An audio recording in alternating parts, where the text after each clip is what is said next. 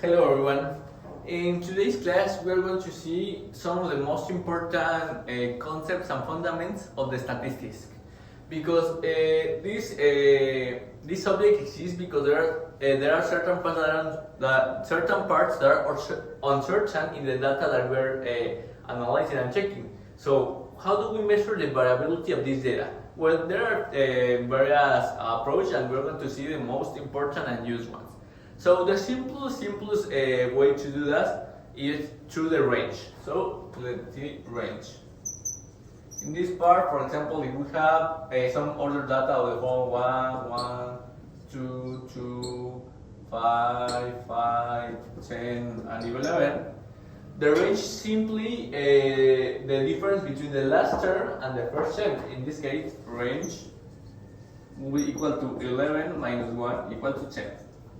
This is the simplest way of getting some to analyzing some variability of the data, but it is not always the best way because we are only taking into account the first one and the last term, ignoring the terms in the middle. So it's not the most efficient way to really analyze our data. So we're going to see the most used one and most important term that we're going to see that in this class is going to be the variance.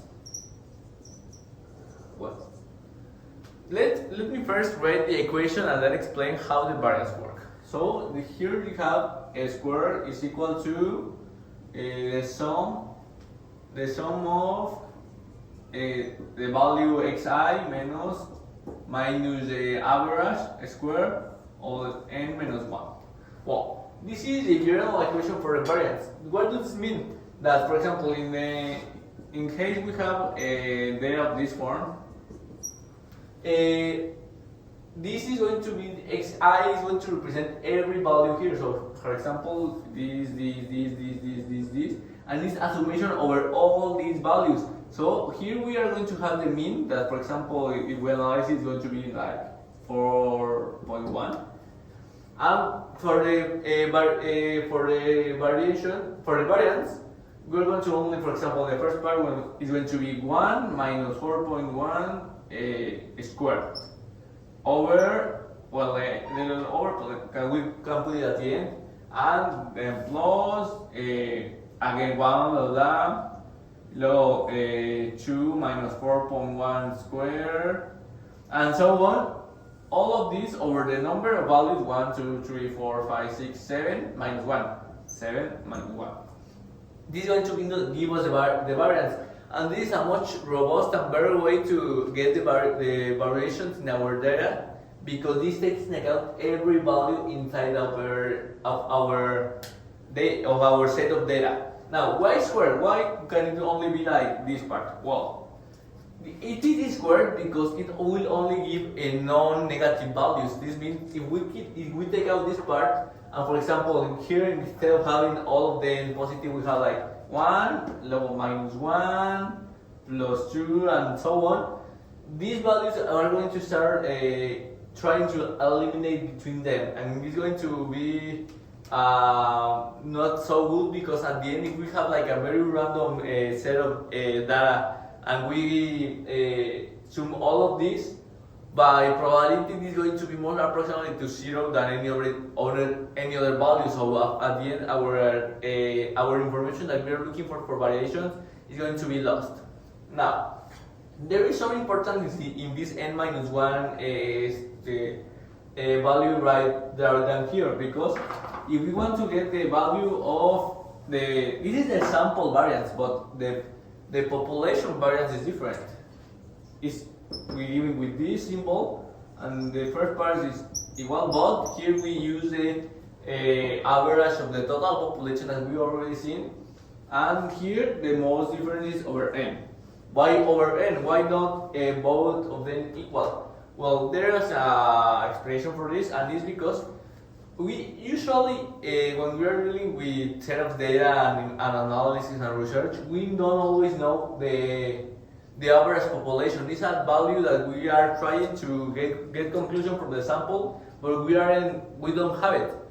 And also because for this value we need much more data, because for example this we have a sample of 100, But if we have an entire population, this can be millions of data, or billions of data even. So this value is going to be even much higher or much lower than this one, because it's a value that we don't know. So to take in account this difference between this one and this one, we only divide by n in the population variance, while in the sample variance we divide n minus 1 to take in account this difference that is between them and be more able to compare these two between them. Okay. Now, there is another way to check the variation of data, and this is a more visual one, and it's called the box plot. So, box plot. Now, what is a box plot? Let's see. Well, for box plot we need 5 values, and it's going to have this form. Yeah.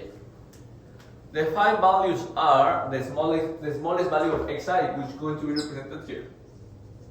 The smallest xi. Here we are going to have the lower 4, the median, upper 4, and highest xi. And this part of here represents is similar to the quartiles that we have already talked about, but here after we have like the median in our data, that here's our data, here's the mean, more data. What we do is that given this part we take out again the median, and this part we take again the median, and now we have a lower fourth, an upper fourth, the median, and a smallest xi, highest xi.